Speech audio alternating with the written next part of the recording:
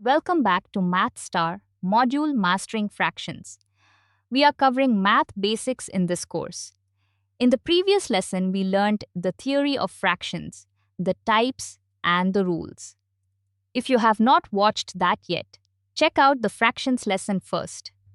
Today, this lesson is all about practice, examples, and exercises. Hit like and subscribe to support the channel. Let us start with an example, converting from improper to mixed. The theory behind this was covered in the fractions lesson, so here let's just solve it together. Our example is 87 by 19. When we divide 87 by 19, we get quotient equals to 4 and the remainder equals to 11. Why? Because 19 times 4 is 76. And adding 11 to 76 makes 87. Now, as we learned in the theory lesson, the quotient becomes the whole number. In our case, quotient is 4. It becomes the whole number. We write it in front of the fraction. The remainder becomes the new numerator.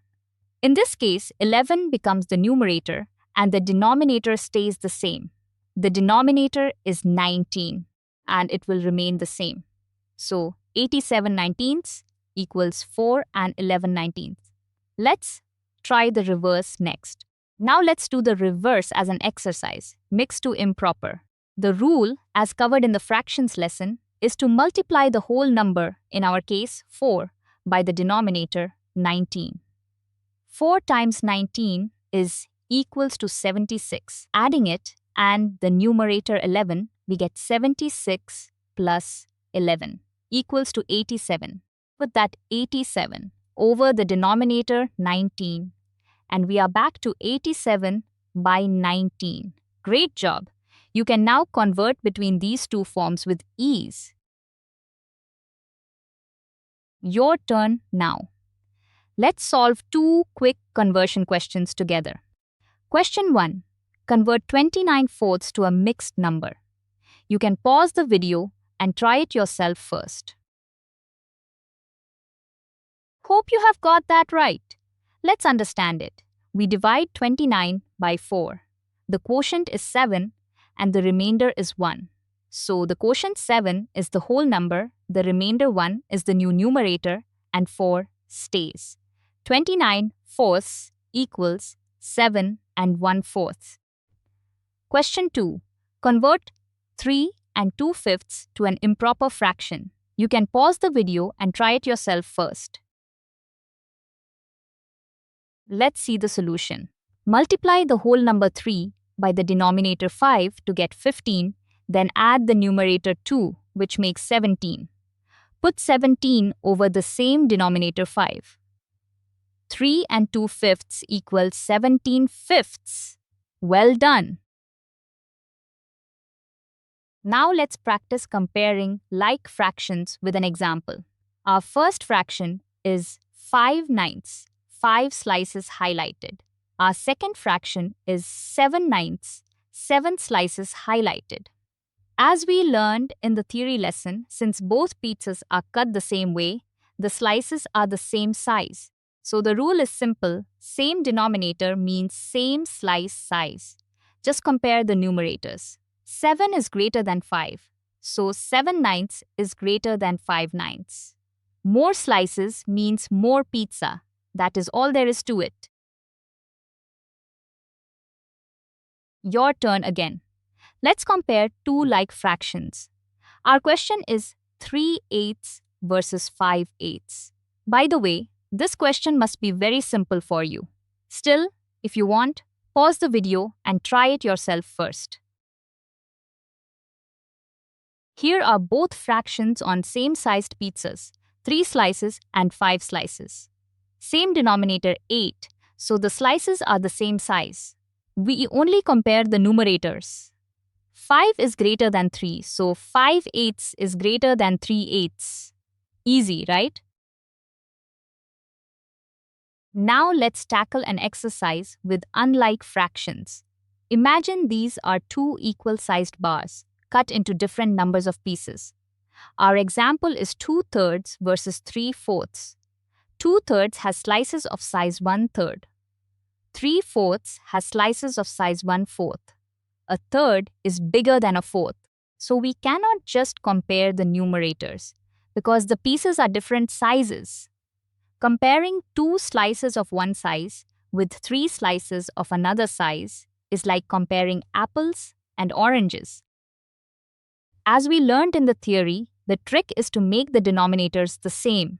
We do this by finding the LCM, the least common multiple. We have a detailed lesson on LCM, but here we will just understand the basic concept of it. The multiples of 3 are 3, 6, 9, 12, 15, 18, 21, 24, and so on. And the multiples of 4 are 4, 8, 12, 16, 20, 24, and so on. From the visible multiples, we can see that they have 12 and 24 in common. Of course, there are more common multiples, but we only need the least one. So which is the least common multiple in both lists? Or we can say least of the 12 and 24. 12. So the LCM of 3 and 4 is 12.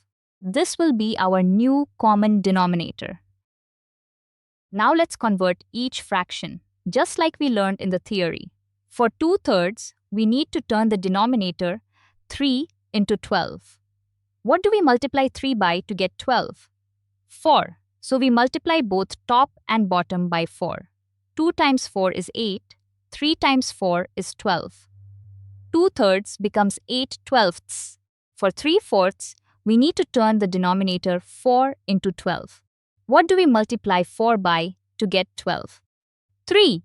So we multiply both top and bottom by 3. 3 times 3 is 9. 4 times 3 is 12. 3/4 becomes 9/12. Now both fractions have the same denominator. They are like fractions now, just like the example we did earlier. 9/12 versus 8/12. Same slice size. So just compare numerators. 9 is greater than 8. So 9/12 is greater than 8/12, which means 3/4 is greater than 2/3. And that is the LCM method. Find the common denominator, convert, then compare. Great job solving this exercise with me. Last exercise. Let's compare two unlike fractions using the LCM method. Our question is 5/6 versus 7/9. You can pause the video and try to solve it on your own first, then we will go through it together. Let us see the solution. Step 1. The LCM of denominators 6 and 9 is 18, as the multiples of 6 are 6, 12, 18, 24, 30, and so on, and the multiples of 9 are 9, 18, 27, 36, 45, and so on.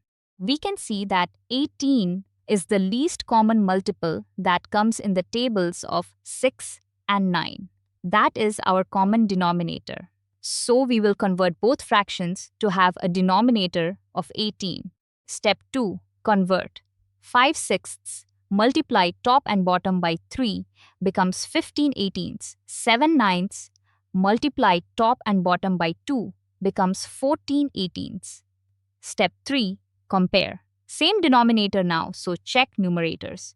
15 is greater than 14, so 5/6 is greater than 7/9. You nailed it! Here is a quick recap of what we practiced today. Remember, the full theory is in the main fractions lesson, so watch that first if anything feels new. In this lesson, we focused purely on examples and exercises. We practiced converting between improper and mixed fractions. We solved exercises comparing like fractions by checking numerators, and we tackled unlike fractions using the LCM method. Keep practicing the fractions more often.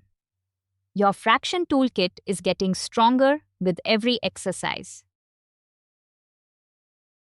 That wraps up our examples and exercises for today. This lesson was all about practice because that is what makes you truly confident with fractions. Keep practicing and keep growing. See you in the next lesson.